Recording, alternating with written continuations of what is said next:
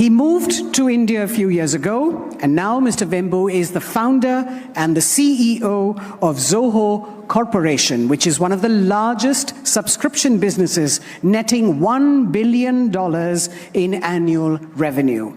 Zoho is a homegrown technology powerhouse. Mr. Sridhar Vembu, without doubt, is a key architect of India's technological transformation, and it gives me immense pleasure in inviting him on stage for a talk on how new entrepreneurs think. Mr. Vembu.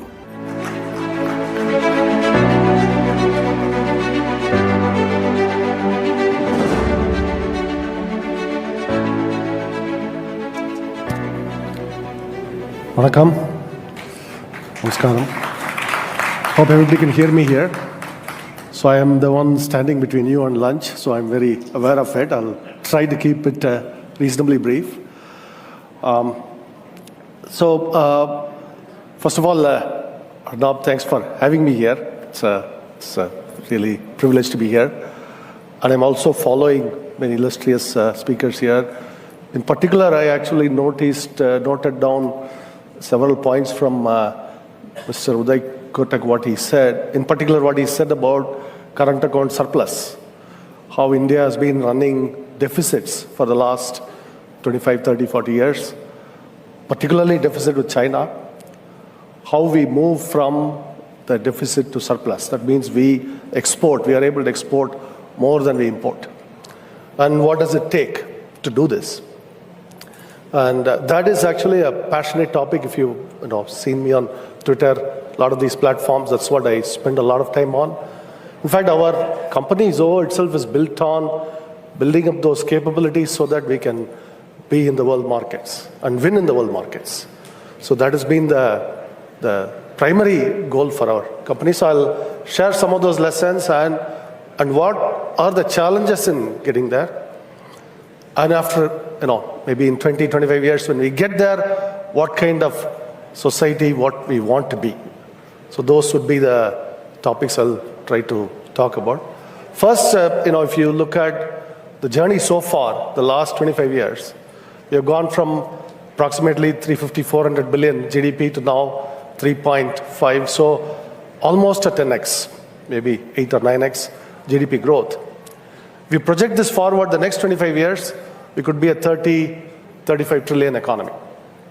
That would be one of the world's largest. We definitely can get there. We have the talent pool. We have all the stars are aligned for us, geopolitically, strategically, all of it. But how do we get there? What are the steps? See, I'm a software person. I think in algorithms. How do we do this? What are the steps? What is step one? Step two? Step two, the computer has to understand, right? So that's how I think. In other words, whenever I think of a grand goal, what are the steps? What is the first step we'll do? What is the second step we'll do? That's what we do still with products. So how do we get to that tenfold, and what are the challenges in getting there? And this is where I often highlight in my presentations the critical part between a low-income economy and a very high-income economy today. And if you don't have resources, so leave out the countries that have abundant natural resources that they export. That I'll exclude because those don't have much to teach us. I'm looking at a country like Japan or a South Korea or a Taiwan. And those countries, those are the examples we have to look at because they don't export anything other than what they make from resources they often actually import. And so they add value through their own brains, their own labor, their own people. Those are the economies we have to look at. And what do we find in this? There is a distinct line between, for example, a Taiwan and South Korea versus the Philippines, even a Malaysia. And we have to understand this. What exactly is the difference? And the difference is growth in technology capabilities. For example, this is exemplified by a company like Samsung or a Hyundai. These are Korean companies. How they have grown from providing relatively low value-added products, say 25 years ago. Most of us will remember Hyundai cars, their reputation, say 25 years ago. But what they are today, and how Samsung has evolved to be a world leader, global leader in the last 25 years, 30 years. And this is the transformation of South Korean economy itself. How South Korea evolved from a middle income to lower to middle income economy to one of the most developed nations in the world. That transformation ultimately comes down to those focused, organized acquisition of capabilities. Capabilities in 100, maybe 1,000 critical sectors. Every area, that is not just software and AI, it is semiconductors, it's in chips, it's in material science, it's in metallurgy, to all of it. Metallurgy, I mentioned as an example. South Korea has an edge over us in steel, as an example. And they make more specialized steels than we do. This is something we must be aware of. They don't just make more semiconductors, better semiconductors, all of that. They also make better steel than us. Even though we have a very large steel industry, they still make better steel than us. So these are the challenges that we have to surmount. How do we understand, how do we go from here, from our current capabilities, make that tenfold leap? And this is not merely a quantitative leap. In other words, we are not just going to do 10 times more of everything. It has to be a qualitative leap. And that qualitative leap has to come from building of technology capabilities. And that has to come from investment in R&D. This is the primary thing that I want to keep pushing our entrepreneurs everywhere. Invest in R&D, invest in R&D, invest in R&D. There's only one point agenda. If you look at our industry broadly, our overall, we spend as little as maybe 1 or 2% of GDP in commercial R&D. I'm not talking about academic R&D. I'm not talking about, when I say R&D, I'm not talking about the stuff that wins Nobel Prizes. I'm talking about the stuff that improves your product a little bit first. And every year that little bit.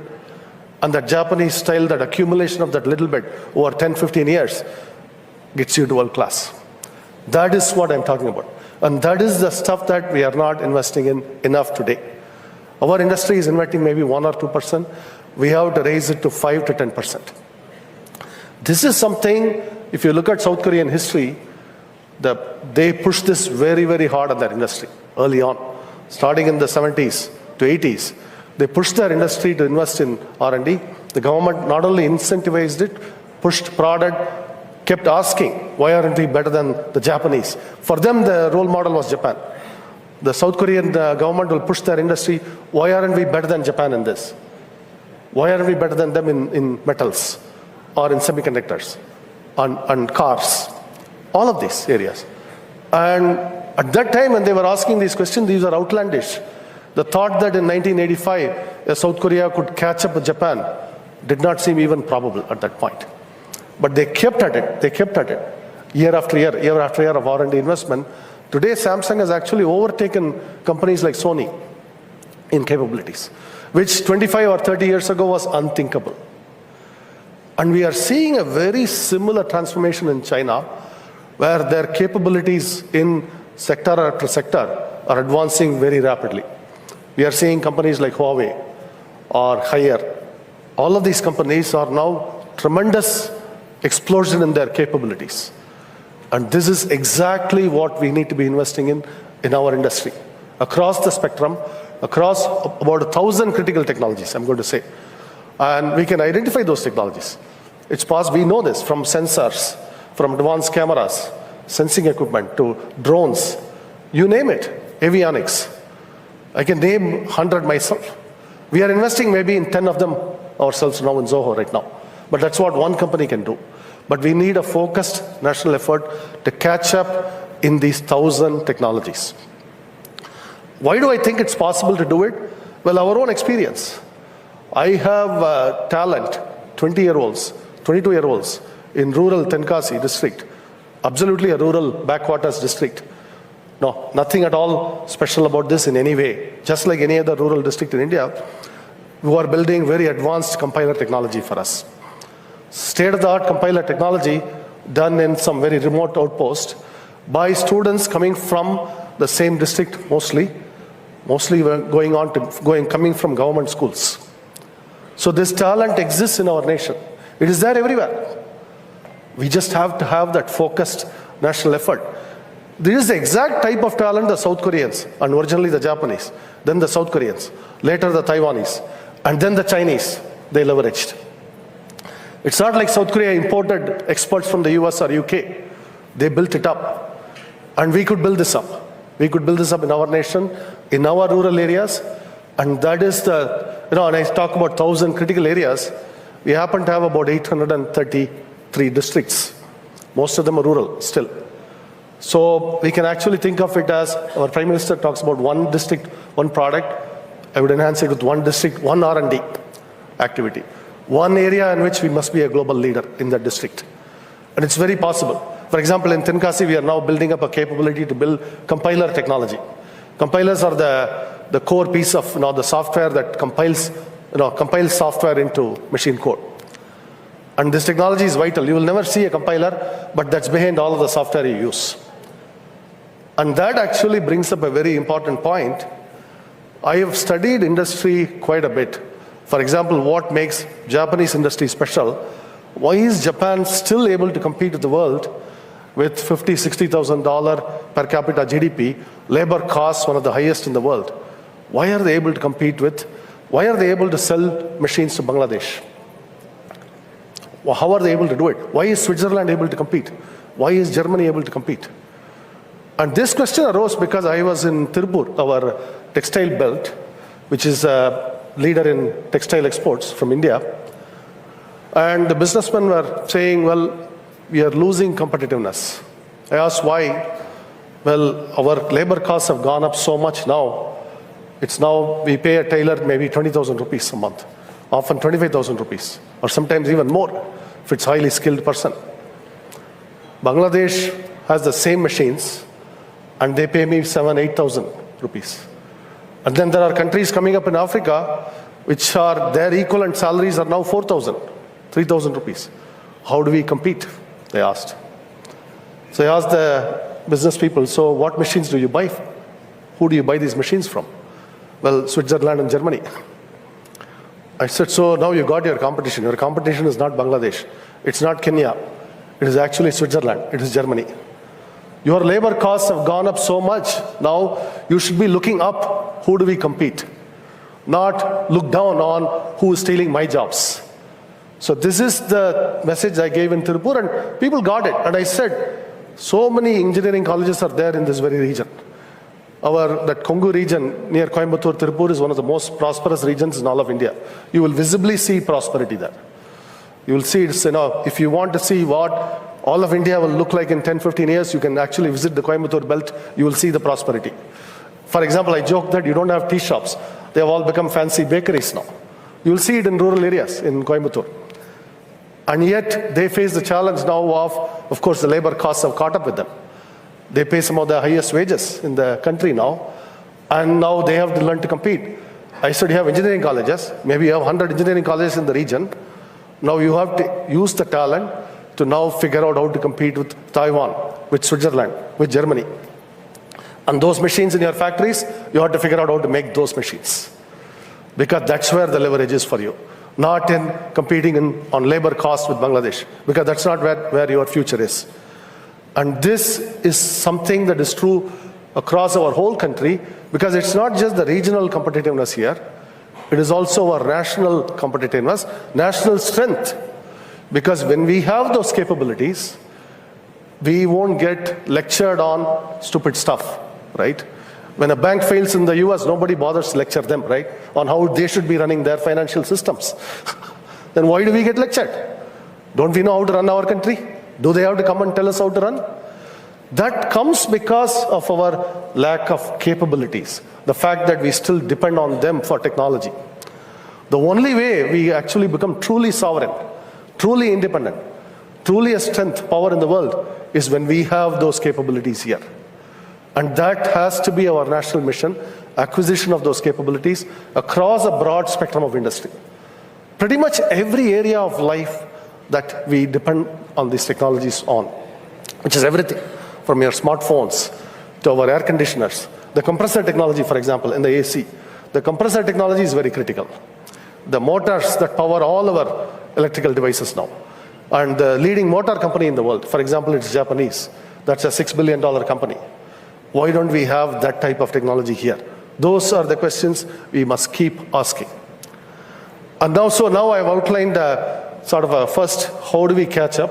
Investment in R&D, focused R&D in critical technologies. That has to be done by our private sector with government bodies, our research labs, all that participating in it. So it has to be a private-public cooperation, but the private sector must lead the way, must invest. We at Zoho are investing maybe about 30-40% of our revenue in R&D right now. We have one of the highest R&D density in the world right now, because I just see a problem, I go and invest people and invest resources in it right now. Most of our profit is going into R&D, flowed back into R&D. Then the next thing that happens, and this is something that is a much more subtle problem, South Korea runs a trade surplus. South Korea is highly competitive. China runs a massive surplus. But you read the headlines, South Korea has an unemployment problem for its youth.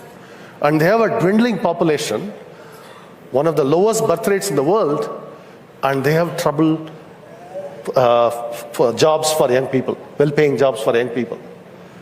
This is something, and same thing in China, you will see it. You will see headlines about China's employment market, and you will see the same headlines.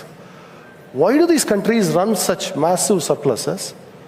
They are able to export, they are globally competitive, then why aren't they able to help their own young people? And why do they have such low birth rates? This has to be figured out, and again, I believe the answers have to come from India. This is where I believe once we catch up, as we catch up, our model of development will become a model for the world. We have to be the Vishwa Guru, because these are problems that nobody has figured out yet. No economist in the world can tell you why South Korea has this problem. How can they run such a massive surplus, and why do they then have an unemployment problem, underemployment problem among their youth? And why do, for example, they have such a low birth rate, population almost shrinking, and yet have such high real estate prices in Seoul? These are problems that the economists haven't figured out really at all. And this actually goes deeper into our own future, because we already see India is a country of many, many sub-layers, right? We already see some of these problems in Bangalore and in Chennai, all those. You go to richer apartment complexes, there are no kids at all. Zero. In fact, our birth rate within Zoho, I joke, would be South Korean. Maybe 0.9, right? Per woman now. That's where Zoho's birth rate will be. In other words, Zoho is already reaching the advanced country birth rate where people come, they don't have children. They stop having children. You make money, you stop having children. And why does this happen? They will cite cost of living, and they will cite, how much apartments cost now, 50 lakhs, 1 crore, 1.5 crores, all that. They will cite school expenses, all of that. And then the work pressures, all of that. Because if we have to compete and catch up with the rest of the world, we have to work hard. And where is the time for children, right? So these are some of the problems that we have to figure out. And part of the reason I moved to rural India is to also think hard about these and figure out a holistic pattern. And what do I mean by holistic pattern? Well, nobody has really figured out how to combine prosperity with contentment. When is it enough? What is enough? Clearly, we cannot keep importing, we have to export more. But what is enough prosperity? And how do we combine rural and urban? How do we combine growth with equity? How do we, for example, South Korea is really failing its young people today because the income that they are earning is not reaching to the average young person in South Korea. You can see this visibly. You can see this. Hong Kong had riots for the same reason. Hong Kong is prosperous, but Hong Kong's young people don't feel prosperous. And it's the same thing in South Korea. And these are the problems that we have to address. And I'm actually confident that we will address them because our political system, our systems are much more flexible. I believe we learn lessons faster here. And then we have our own vastness, our very distributed nature confers an advantage in experimenting to find solutions. What works? For example, the kind of R&D we are doing in rural India, it is something only possible in India. We have a stable geopolitics, very secure. For example, my mentor Gurumurthy ji often points out what a low ratio of police to population we have. Like in my village, I never see a policeman. There is one police station for about 40, 50 villages there, and there may be 10 police people there. You hardly ever see them. People keep the peace. Our own people maintain the peace. This is only possible in India. And this is a fundamental strength, a civilizational strength. That is why that kind of R&D is actually possible. The fact that we are investing in R&D there requires a stable social setting around. Law and order, as we say. And that's possible in rural India today. Much of rural India, wherever I go, it's true. I feel safe. I traveled around rural UP about 3 months ago into districts like Sonbhadra. I found the same thing. There won't be many police officers anywhere, but you're safe. You're generally safe. And this is important for R&D investment to go. And that also has, and as I mentioned, the growth with equity. That we have to now, along with our growth, we also have to ensure that the fruits of growth reach all segments of our society, particularly also reach our younger people so that they don't feel that I don't have opportunities. And across districts, all of our districts, so that is the real challenge for us, and I believe we can figure this out. So the first is the investment in R&D, and one thing about R&D, I tell you, the compiler research we are doing, it does not make 5,000 people. It takes about 30, 40 people. These kinds of critical R&D, if you want to do very intricate metallurgy work, that may be a 20%, 30%, maybe a 50% R&D center. Any such R&D subfield is not thousands of jobs, maybe 20, 30. You accumulate them together, like a Bell Labs, the original AT&T Bell Labs in the US, you're going to have a few thousand people, 10,000 people. It's still going to be small in numbers. But the impact of that is humongous. When we get that compiler technology, we will have a lot more leverage in how we build software. We can do it much faster, all of it. And that, then the next step is, well, we raise our productivity through automation. Do the fruits flow to everyone? This question is not purely an industrial question, it's not an economic question, it is a political economy question. And that's where our value systems, our spirituality, all that come into play. And this is why, part of what Zoho is doing now, we are adopting like villages, we are setting up schools, all of it because our own prosperity, our own productivity, I feel has to flow into our society, particularly to our rural society. This is, I submit to you the second part of that answer, where what do we do as we develop? And finally, the environment. And this is the most critical of all. All of this won't matter if we fry ourselves to death. If average temperatures reach 50 degrees C, then we are screwed. So we have to figure out all of the answers while also saving our planet. And truly, you see the headlines, you see the heat, even in my corner of India where last few weeks have been very, very hot, extremely hot. And I live without air conditioning. So you can imagine the pain a little bit. But these are also important questions, which means that the prosperity with contentment. Are we burning up our planet in the quest to be prosperous? That also, I believe, our own spiritual heritage, combining humility and contentment is critical for this. In other words, we are not just here as $30 trillion GDP, we also have to offer solutions to the world. So with that, I'll stop this. Thank you very much. Thank you for the time. Namaskaram. Thank you.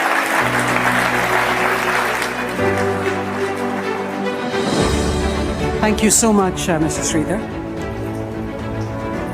Jamra, I just wanted to sum up this session by saying a few words about this great visionary. We often think about what India will be and what we can do in the future. Now, behind this extremely humble man, Sridhar Vembu, is a visionary who is presently, not in the future. He has led a company whose annual revenues are over $1 billion. And not in the future, ladies and gentlemen, not 20 years from now. Today, he is our homegrown competitor to Google, Microsoft, and Salesforce. Third fact, sir, because you are so humble, you will not talk about it. A man who invests 30 to 40% of $1 billion purely into R&D is, I think, absolutely a man committed to this country. And you said something, sir, which is why this session is very inspiring for me. You said something 10 years back. 10 years back, he said, Sridhar Vembu said, they buy, talking about the West. You remember, sir? Yeah. The first time I'm physically meeting him, I've read him, I've studied him, I've analyzed his model. He says they buy companies to become big. So Google will buy 10 companies to become bigger. He said they buy. We build. And this man today, absolute tech evangelist, is building some of the most competitive products which in a few years will take Zoho global, sir. So all the power to you. And thank you. Can you believe it, viewers? He is doing all of this while cycling around in a village in Tenkasi. He runs this whole multi-billion-dollar company from a village. I think you are, sir, a role model. But I do have a 300 megabit per second fiber connection. Yes. That is critical. Yeah.